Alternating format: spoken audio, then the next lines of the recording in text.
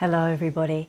I wanted to make a video on walking your dog and specifically on how training can be combined with walking your dog. Walking your dog is great for exercise, it's great for enrichment and wonderful for letting your dog use that nose of theirs, but it's also a good opportunity to take the things that you've trained at home in a quiet environment out on the road and see if you can proof and generalize those same behaviors. The proviso I have is exactly that. Don't try and teach new things when you're out on a walk, because it's better to teach something new in a quiet environment and start easy. But once your dog has a skill, it's good to take it on the road and see if they can do it in the real world. I do this with Willow all the time. I train a lot of things on our walk, so I thought I'd make a video and show you, and I've got a long list of things that we can do in the one walk, and it begins even before the walk begins. So as soon as I'm putting on my shoes, she steals my shoes. So instead of getting annoyed, I taught her to give me my shoes, and she gives. Before we go on the walk, I need to give her medication, so I've taught her to take pills voluntarily, not hidden in food. And the reason for that is because I know so many dogs who you hide pills in food, they end up detecting them, spitting out the pill and the food, and they may not even take the food without the pill in. So I've incorporated that into our daily walk routine. Then I ask her to come and stand quietly while I put your collar and harness on, instead of getting all wiggly and excited. And then everyone knows dogs that love walks tend to dart out the front door. So I've taught her to wait at the front door, and not even just wait at the front door. When I release her to go out, to go and station on her bed outside the front door and wait while I get her water and do things in preparation for our walk. Then we haven't started our walk yet in the real world, as it were. We're still right outside the house. We do a little bit of walking by my side nicely to warm up. Then once we're on the walk, can she wait when she's running to jump on ledges?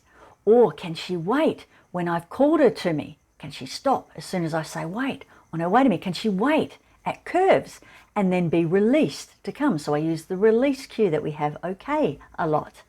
Can she look at me around other dogs?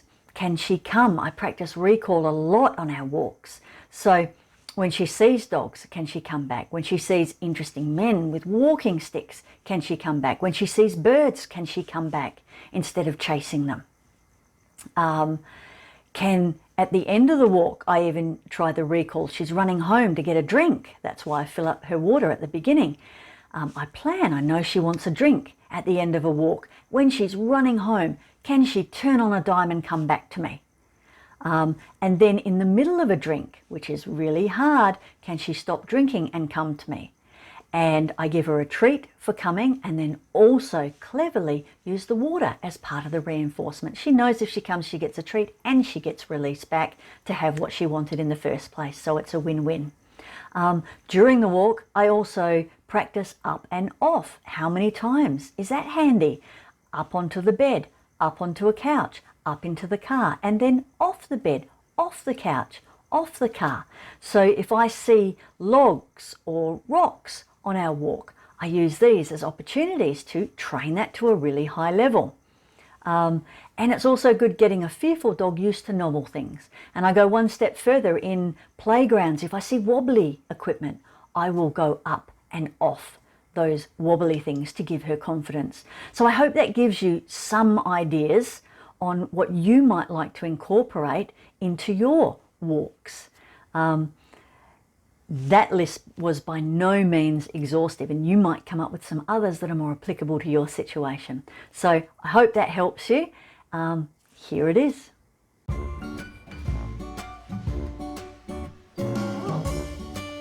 shoe. If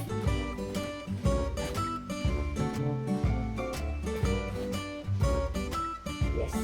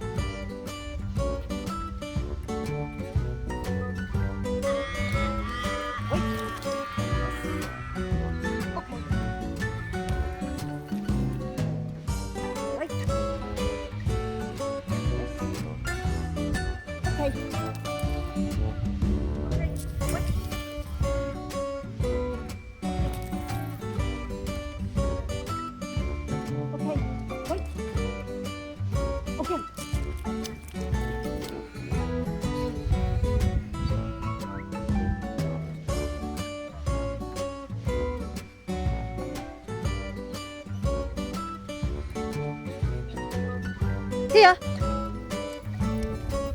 Good girl.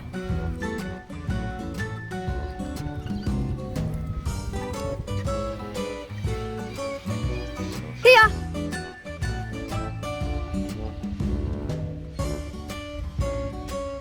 Yes.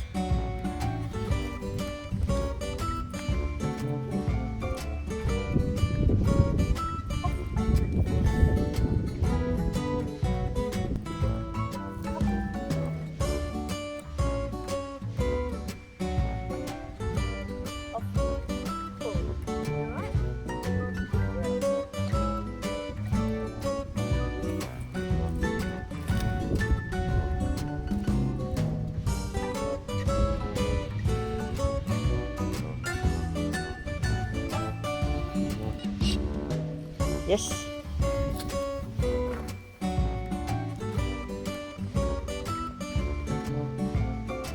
Here. Nice.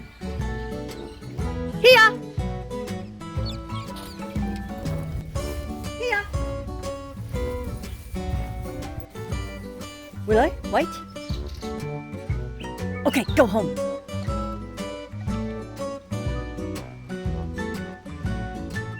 Here.